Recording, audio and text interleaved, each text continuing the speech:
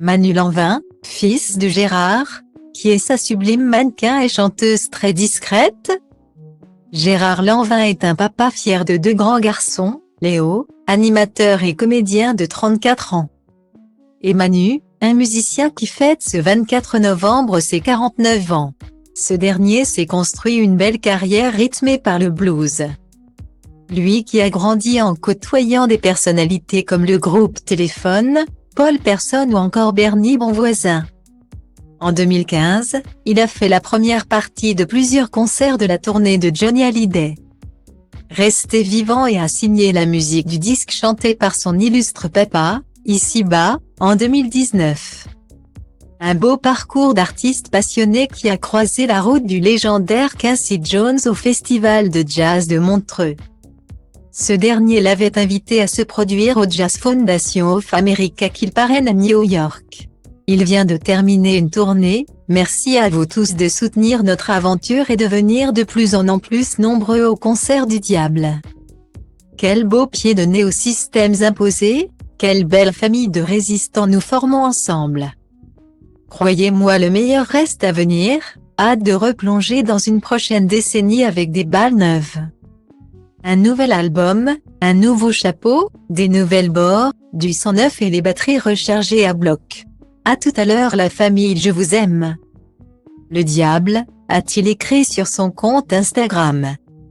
Stylo Diva place Holdé à 1 et à 1, 8 300 px, minimum et 250 px, at Media Screen End, minimum 8 990 px, div.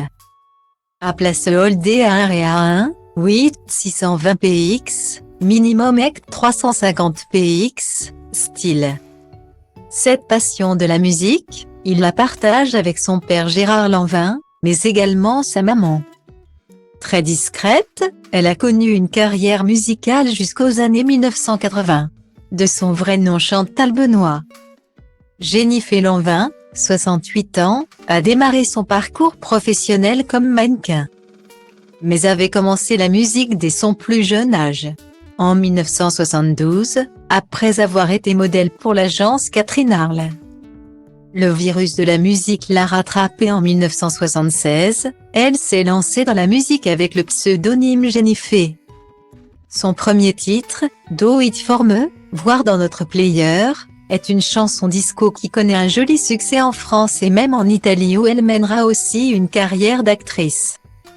En France, elle a joué dans Psy de Philippe de Broca sorti en 1981 et dans Filme-moi vouloir toi de Patrick de Wolf, aux côtés de son mari.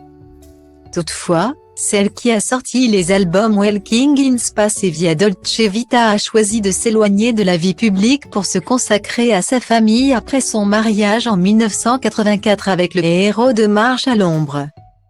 Partageant avec lui un couple qui dure depuis 4 décennies.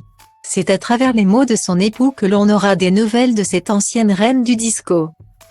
Dans l'émission En aparté, il avait déclaré avec sa franchise habituelle, « Vous savez, c'est facile d'aller au bout avec quelqu'un qui vous correspond. C'est tout bête. Encore une fois, j'ai eu la chance de rencontrer une personnalité qui me correspond. » Bien évidemment, il y a eu des hauts et des bas comme dans toutes les associations, mais en l'occurrence ça a toujours été réglé et ça a été réglé parce que nos deux tempéraments sont complémentaires. C'est une histoire exacte. Je rentre chez moi toujours heureux de retrouver ma maison et Jennifer. Guillemet.